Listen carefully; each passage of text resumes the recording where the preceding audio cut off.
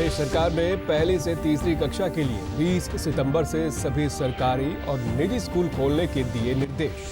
अभिभावकों की अनुमति जरूरी, ऑनलाइन कक्षाएं जारी रहेंगी। प्रधानमंत्री नरेंद्र मोदी ने दिल्ली में रक्षा कार्यालय परिसरों का किया उद्घाटन। कहा, नया डिफेंस कॉम्प्लेक्स हमारी सेनाओं के कामकाज को बनाएगा और अधिक सुविधाजनक व प्रभावी। केंद्रीय सड़क परिवहन व राजमार्ग मंत्री नितिन गडकरी ने आज सोहना के गांव लोहटकी के पास दिल्ली मुंबई एक्सप्रेसवे के कार्यों का किया निरीक्षण। मुख्यमंत्री मनोहर लाल और केंद्रीय राजमार्ग राज्य मंत्री इंद्रजीत सिंह भी रहे मौजूद। और राष्ट्रपति रामनाथ कोविंद ने 51 नर्सिंग कर्मियों को राष्ट्रीय फ्लोरेंस नाइटिंगेल पुरस्कार से किया सम्मानित।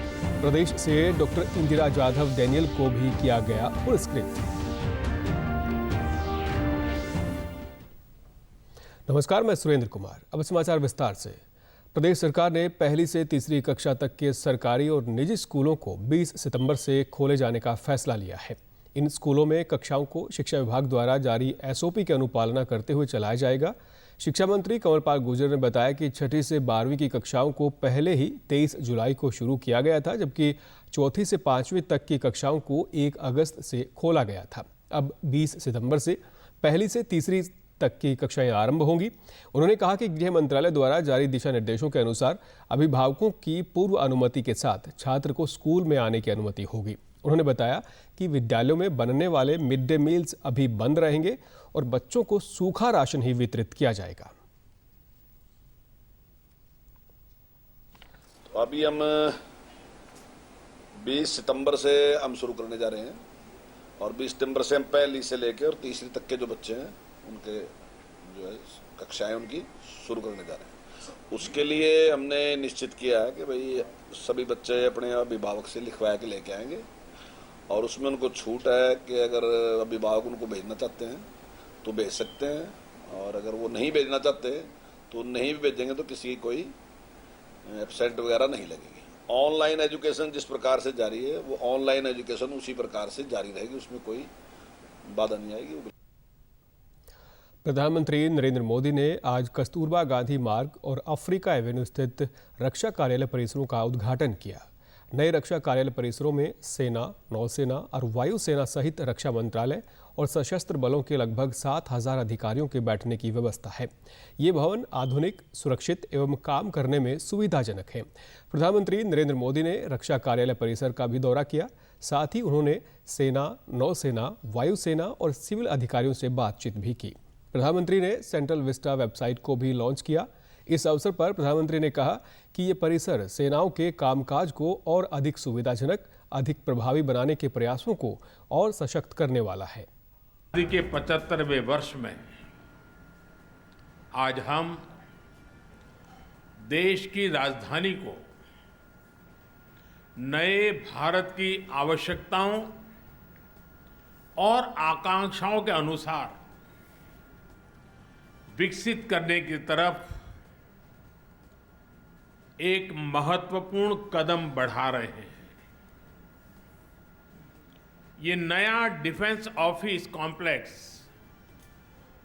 हमारी सेनाओं के कामकाज को अधिक सुविधाजनक, अधिक प्रभावी बनाने के प्रयासों को और सशक्त करने वाला है। प्रधानमंत्री ने भारत को लोकतंत्र की जननी बताते हुए कहा कि जब हम राजधानी की बात करते हैं तो वो केवल एक शहर नहीं होता। किसी भी देश की राजधानी उस देश की सोच, संकल्प, सामर्थ्य और संस्कृति का प्रतीक होती है। राजधानी की बात करते हैं तो वो सिर्फ एक शहर नहीं होता है। किसी भी देश की राजधानी उस देश की सोच, उस देश के संकल्प, उस देश का सामर्थ्य और उस देश की संस्कृति के प्रतीक होती है। आज जब हम ईज ऑफ लिविंग और ईज ऑफ डूइंग बिजनेस इस पर फोकस कर रहे हैं तो इसमें आधुनिक इंफ्रास्ट्रक्चर की भी उतनी ही बड़ी भूमिका है। रक्षा मंत्री राजनाथ सिंह ने कहा कि ये परिसर 21वीं सदी की ज़रूरतों के हिसाब से बने हैं और यहाँ हर तरह की सुविधाएं भी हैं। कि चैलेंजेस के बावजूद निर्धारित समय में मैंने 1 साल के अंदर ही यह पूरा हो गया। इस अवसर पर प्रधानमंत्री जी के प्रति मैं आभार व्यक्त करना चाहूँगा, जिनके नेतृत्व में सरकार बनने के साथ ही रक्षा सशक्तिकरण का काम बड़ी तेजी के साथ प्रारंभ हुआ है। यह तो अभी एक शुरुआत मात्र है और सेंट्रल विस्टा के रीडेवलपमेंट की शुरुआत नेशनल वार मेमोरियल के साथ होना, मैं समझता हूँ स्वयं इस प्रकार की आपकी दूरदर्शिता और हमारी सेनाओं के प्रति आपके कमिटमेंट को यह दर्शाता है। केंद्रीय सड़क एवं परिवहन मंत्री नितिन गडकरी ने आज दिल्ली मुंबई एक्सप्रेसवे के कार्य का निरीक्षण किया। इस दौरान मुख्यमंत्री मनोहर लाल और केंद्रीय राज्य मंत्री राव इंद्रजीत सिंह भी मौजूद रहे। 1380 किलोमीटर लंबे इस एक्सप्रेसवे को मार्च 2023 तक पूरा करने का लक्ष्य रखा गया है। नितिन गडकरी ने एक्सप्रेसवे से लोगों को मिलने वाली सुविधाओं पर जोर देते हुए कहा कि इससे हेलीकॉप्टर और एम्बुलेंस की सेवाएं भी दी जाएंगी, साथ ही ड्रोन का भी उपयोग होगा। नितिन गडकरी ने कहा कि दिल्ली मुंबई एक्सप्रेसवे से दिल्ली के लोगों को ट्रैफिक और प्रदूषण से काफ़ी राहत मिलेगी। एक्सप्रेस हाईवे है और ये हमारे देश के लिए एक अभिमान का विषय है और मुझे बहुत खुशी है कि काफ़ी बड़े प्रमाण पर इसका काम भी पूरा हुआ है और दिल्ली से मुंबई 12 साढ़े 12 घंटे में हम पहुंच सकेंगे। विशेष रूप से इसमें पेशेंट्स के लिए एक्सीडेंट होने के बाद ये जो हमारी हेलीकॉप्टर एम्बुलेंस की सर्विस उपलब्ध होगी और इसके साथ साथ जो ड्रोन की अभी सर्विसेज हम शुरू कर रहे हैं तो उसके लिए भी ड्रोन भी हर इसमें हेलीपोर्ट होगा। मुख्यमंत्री मनोहर लाल ने कहा कि ये एक्सप्रेसवे प्रदेश में आर्थिक समृद्धि व विकास को गति देने का कार्य करते हुए रोजगार के नए अवसरों का सृजन करेगा। मार्ग जिसके ऊपर आज हम खड़े हैं, ये जो एक्सप्रेसवे दिल्ली बड़ोदरा, इस मार्ग से बनने से इस क्षेत्र के अंदर इन्वेस्टर्स भी आएंगे, उद्योगपति उद्योग लगाएंगे, यहाँ के लोगों को रोजगार मिलेगा। कुल मिलाकर के कोई भी एक मार्ग होता है, सड़क होती है, वो द्योतक होता है उस इलाके की आर्थिक प्रगति। राष्ट्रपति रामनाथ कोविंद ने नर्सिंग कर्मियों को राष्ट्रीय फ्लोरेंस नाइटिंगेल पुरस्कार प्रदान किए। राष्ट्रपति ने कोविड महामारी के दौरान नर्सों के अमूल्य योगदान की सराहना की और कहा कि टीकाकरण की उपलब्धि में नर्सों का योगदान अहम है। 51 नर्सिंग पेशेवरों को उनके योगदान के लिए पुरस्कार दिया गया। इसमें प्रदेश की डॉक्टर इंदिरा जाधव डैनियल को भी राष्ट्रीय फ्लोरेंस नाइटिंगेल पुरस्कार 2020 से सम्मानित किया गया। उन्होंने कर्तव्यपरायणता की इसी भावना का परिचय दिया।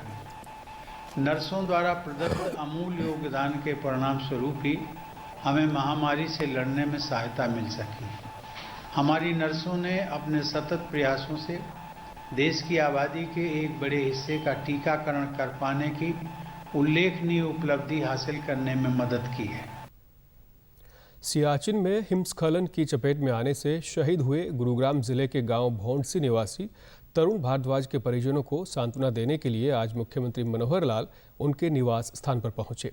उन्होंने शोक संतप्त परिवार को हिम्मत देते हुए कहा कि बेटा तरुण देश के काम आया है, उसकी शहादत पर सभी को गर्व है। मुख्यमंत्री ने कहा कि प्रदेश सरकार ने शहीदों के लिए नीति बनाई है, जिसके अनुसार उनके परिवार को भी आर्थिक सहायता दी जाएगी और परिवार के एक सदस्य को योग्यता अनुसार नौकरी भी मिलेगी। भारत कोविड-19 के खिलाफ लड़ाई को मजबूत करने के लिए दुनिया का सबसे बड़ा टीकाकरण अभियान चला रहा है। केंद्रीय स्वास्थ्य और परिवार कल्याण मंत्रालय के मुताबिक राष्ट्रव्यापी टीकाकरण अभियान के तहत देश में अब तक 76 करोड़ 57 लाख से अधिक कोविड टीके लगाए गए हैं। वहीं पिछले 24 घंटों में कोविड के 30,000 से अधिक नए मामले सामने आए हैं और 38,000 से अधिक मरीज अपना उपचार करवाकर स्वस्थ हुए हैं। इससे स्वस्थ होने की दर बढ़कर 97.64% हो गई है। स्वास्थ्य मंत्रालय की प्रेस वार्ता में ICMR के महानिदेशक ने कहा कि त्योहार के समय सभी लोगों को कोरोना को लेकर ज्यादा सचेत रहने की जरूरत है। If there is sudden increase in population density anywhere, the virus finds it very useful to propagate very well. So the call of the hour, therefore, is only 4 things I will mention. One is vaccine acceptance. Number 2, maintenance of COVID appropriate behavior. Number 3, responsible travel if necessary. And the last is responsible festivity. प्रदेश में भी अब तक corona रोधी टीके की लगभग 1,97,88,000 से अधिक खुराक दी जा चुकी है। प्रदेश में कोविड से 7,60,000 से अधिक लोग स्वस्थ हो चुके हैं, जबकि 105 मामले सक्रिय हैं। वहीं कोविड से स्वस्थ होने की दर 98.68% है। प्रधानमंत्री नरेंद्र मोदी द्वारा नई शिक्षा नीति के अंतर्गत 10,000 शब्दों की सांकेतिक भाषा शब्दकोश दृष्टिहीनों के लिए ऑडियो किताबों जैसे फैसले का दिव्यांगजनों ने स्वागत किया है। सिरसा जिले में एक सामाजिक संस्था द्वारा दिव्यांग बच्चों को नई शिक्षा नीति के अंतर्गत पढ़ाया जा रहा है।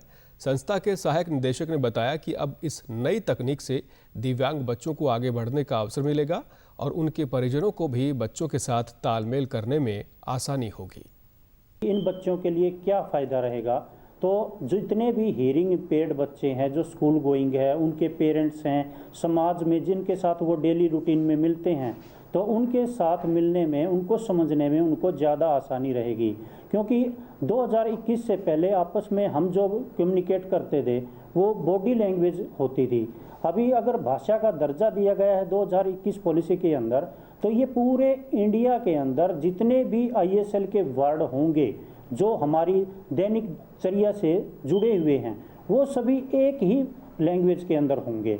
न कि दिल्ली के अंदर अलग है, गुजरात के अंदर हम अलग साइन करते हैं, हरियाणा के अंदर अलग हैं, तो वो सारा जो भाषा से विविधता का जो अंतर था वो दूर किया जाएगा।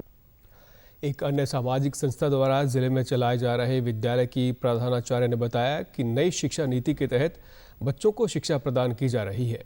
उन्होंने कहा कि इससे दिव्यांगजन और मूक बधिर बच्चे काफ़ी लाभान्वित होंगे।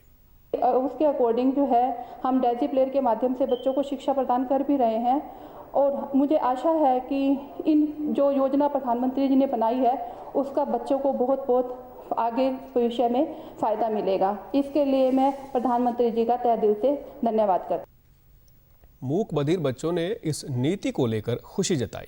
जो ऑडियो उपकरण से पढ़ाया जाए तो हमें पूरा भविष्य के लिए लाभ मिलेगा। DD न्यूज़ हरियाणा पर देश और प्रदेश से जुड़ी खबरों को विस्तार से जानने के लिए आप हमारे साथ फेसबुक, ट्विटर और यूट्यूब के माध्यम से भी जुड़ सकते हैं। हमसे जुड़ने के लिए आप हमारे सोशल मीडिया हैंडल को भी फॉलो कर सकते हैं। अब आप अपने मोबाइल फ़ोन से QR कोड स्कैन कर हमारे यूट्यूब चैनल पर सीधे पहुंच सकते हैं। अंत में इस बुलेटिन के मुख्य समाचार एक बार फिर।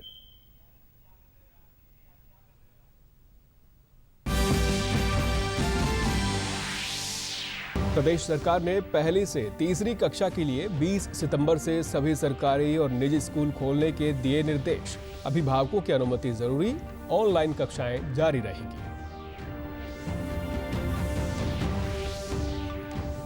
प्रधानमंत्री नरेंद्र मोदी ने दिल्ली में रक्षा कार्यालय परिसरों का किया उद्घाटन।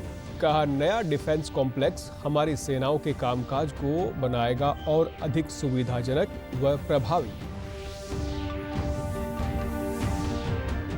केंद्रीय सड़क परिवहन व राजमार्ग मंत्री नितिन गडकरी ने आज सोहना के गांव लोहटकी के पास दिल्ली मुंबई एक्सप्रेसवे के कार्यों का किया निरीक्षण। मुख्यमंत्री मनोहर लाल और केंद्रीय राज्य मंत्री राव इंद्रजीत सिंह भी रहे मौजूद। और राष्ट्रपति रामनाथ कोविंद ने 51 नर्सिंग कर्मियों को राष्ट्रीय फ्लोरेंस नाइटिंगेल पुरस्कार से किया सम्मानित। प्रदेश से डॉक्टर इंदिरा जाधव डैनियल को भी किया गया पुरस्कृत। सभी दर्शकों से अपील है कि आप जब भी घर से बाहर निकले तब मास्क जरूर पहनें, 2 गज की दूरी बनाए रखें और एक नियमित अंतराल पर अपने हाथ धोते रहें। और अगर आप पात्र हैं तो टीकाकरण अवश्य करवाएं, तभी आप कोरोना महामारी से बच सकते हैं। आज के बुलेटिन में बस इतना ही। नमस्कार।